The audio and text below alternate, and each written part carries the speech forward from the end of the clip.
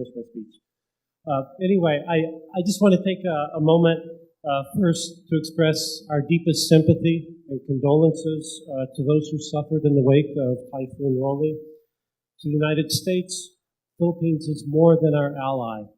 It's more than an economic partner. Philippine people are our friends. And that friendship goes back over a century. And I'm here to reassure you today the United States stands ready to do anything and everything we can to help the Philippines recover in the wake of the typhoon. Earlier this year, the COVID-19 pandemic engulfed the world and threw all of our routines and expectations into disarray and uncertainty. Everyone's lives have been disrupted. Far too many lives have been lost. We've not always, we haven't been able to fully return to the pre-pandemic normalcy, but throughout this time, Americans and Filipinos have been working closely together to confront this very serious challenge to our societies. I'm quite confident that in time, these efforts will successfully prevail. Every 4 years since 1788, the United States has carried out elections for the presidency. No world war, no civil war, no terrorist attack, no natural disaster, no pandemic has ever forced that to change, and this year is no different. The last 8 presidential elections, and yes, I am old enough to have lived through 8 presidential elections, I found myself in 8 different countries, watching the election returns and celebrating our democracy and our democratic traditions with our friends beyond our borders. Despite the pandemic, we thought it was important this year to continue that tradition with you. We've missed many of you these past few months, but we're grateful you've chosen to be with us this morning. Our entire embassy team has worked tirelessly and taken every precaution to ensure that we can offer you an event that's both enjoyable and also safe. I encourage you to walk around inside and outside, see the various exhibits and activities available. I mentioned the long-lasting friendship between our peoples.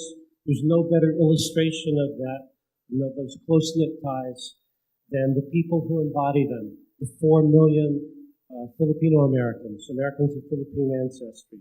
You'll see in the courtyard we have an exhibit celebrating many of those leaders who represent their communities at the local, state, and national level.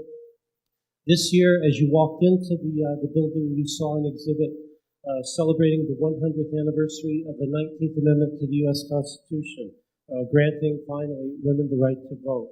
We have an information kiosk on the women's suffrage movement as you enter the campus. I encourage you in the back to play our swing state game, which helps explain how our electoral college system works. Feel free to take a photo of yourselves at our inauguration kiosk. You too can be sworn in as U.S. President. There's a caveat. I think that technically that's not official, so you have to wait till January 20th to find out about that. And then please take time as well to check out our displays outside of great historic figures. They're all willing to take a selfie with you. They don't run very fast.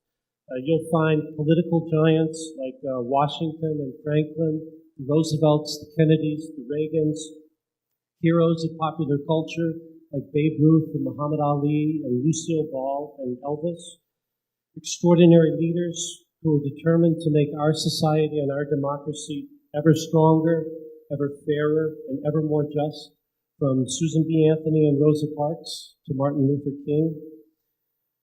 Ben Franklin famously described the U.S. constitutional structure as a republic if you can keep it.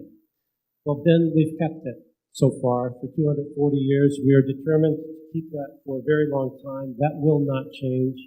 Beyond the results of any one election that we'll see a little bit later today, beyond the triumph of any one party or any one candidate, what we celebrate today is the strength of American democracy.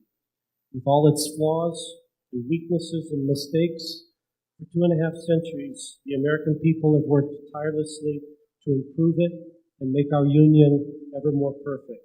And that will not change. And finally, today, we also celebrate the strength the vitality and the endurance of the U.S.-Philippine alliance and the Philippine-American friendship. I'm quite confident that that too will not change and will only grow and flourish for many years to come. Maraming salamat po. Thank you all very much for coming, and please enjoy the event.